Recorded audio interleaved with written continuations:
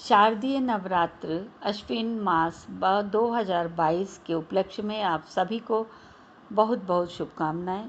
आत्मनियंत्रण का अवसर, शक्ति साधना का पर्व और मैं उपस्थित हूँ संयमित एवं सम्यक आहार पर आपसे कुछ बातें करने के लिए। अपने दैनिक जीवन की आवश्यकताओं की ऊर्जा पूर्ति के लिए हमें समुचित एवं पौष्टिक भोजन की आवश्यकता है। आजकल सर्वत्र रोगों और बीमारियों का बोलबाला है और उसके मूल में है असंयमित आहार। पहले मात्र गरीब ही भोजन की कमी से जूझते थे, परंतु अब तो मध्यम वर्ग और अमीर वर्ग भोजन की अधिकता एवं अनुचित खान पान की आदत से जूझ रहा है। ये काफ़ी विस्तृत विषय है। आपको क्या लगता है, क्या जो अन्न, फल, सब्जी हम खाते हैं वही आहार है? मेरी दृष्टि में तो यह इससे भी कहीं अधिक है। हमारी आँख, कान इत्यादि इंद्रियों से ग्रहण भोजन हमें सूक्ष्म रूप से मन के और मानसिक तल पर बीमार कर रहा है। ये नहीं है कि मात्र आहार ही एक मात्र कारण है हमारे अशांति का। असंयम का कारण हमारा स्वाद लिप्सा है। मन का असंयम इसके लिए उतनी ही गंभीरता से बीमार करने के लिए पर्याप्त है। तो मैं आज यह नहीं कहूँगी कि आप क्या खाएं, कितना खाएं, बल्कि मैं ये सब आपकी पसंद पर छोड़ती हूँ। कैसे खाएं, कब खाएं, कितना खाएं, ये सब आप अपना चुनाव करें। ये तो आप जानते ही हैं कि चबा चबा कर खाएं, घूट घूट कर पानी पिए, ये सब पता ही है आपको।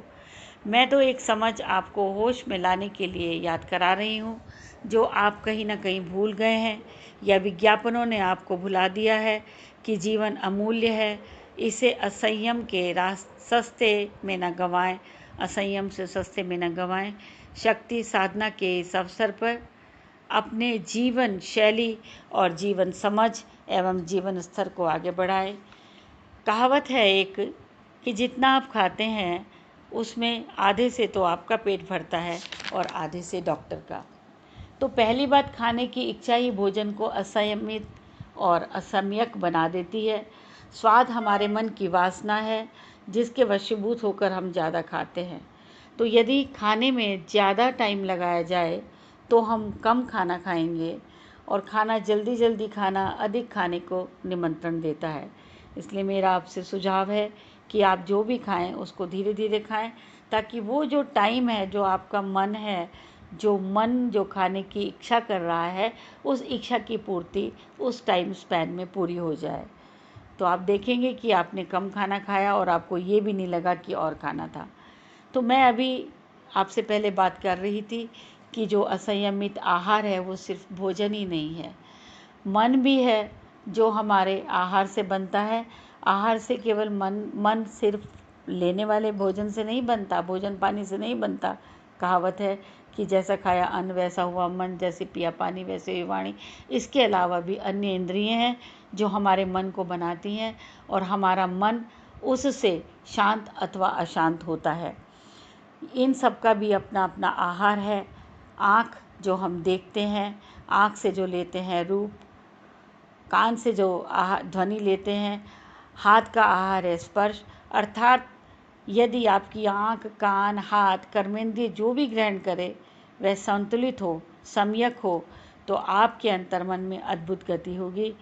मैं आपसे कहना चाहूँगी कि आप जो भी देखें, चाहे अखबार पढ़ें, चाहे टीवी देखें या सोशल मीडिया को देखें, उसमें चुनाव आपका होना चाहिए, उसका संतुलन होना चाहिए। कानों में आपके जो दिन रात लोग कचरा डाल रहे हैं, अनावश्यक निंदा रस डाल रहे हैं, उससे आप बचें।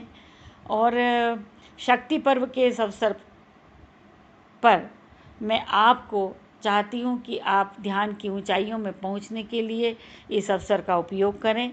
यह नवरात्रि के अतिरिक्त साल के प्रत्येक दिन हो तो ध्यान में अद्भुत गति होगी। तो इसलिए अपनी इंद्रियों से लेने वाले आहार के प्रति जरा होशपूर्ण हो, जरा सहज हो, जरा सजग हो। आँख वही देखे जो देखने योग्य हो, कान वही सुने जो सुनने योग्य हो, वाणी वही बोले जो बोलने योग्य हो, विचार वही मन में लाएं जो रखने योग्य हो। तो जीवन में एक सकारात्मकता, एक पॉजिटिविटी और एक शांति आएगी।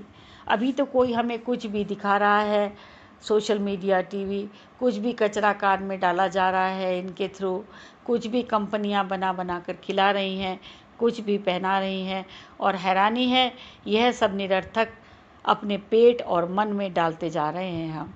मेरा कहना है, कोई आपके कान में अनुचित बातें डाले तो आप कह दें, प्लीज़ माफ़ करो, मेरे कान, मेरी आँखें कचरा घर नहीं है। जो भी हम ग्रहण कर रहे हैं उन्हीं से हमारा मन बनता है और वहीं से इंद्रियों का संचालन प्रारंभ हो जाता है। अतः आप और हमें अपनी एक एक इंद्रिय के आहार के प्रति सजग होना होगा। एक कहानी सुनाकर मैं अपनी बात को समाप्त करती हूँ। कहानी ये है कि एक साधु था किसी आश्रम में, और वो साधु बहुत ही ब्रह्मज्ञानी था।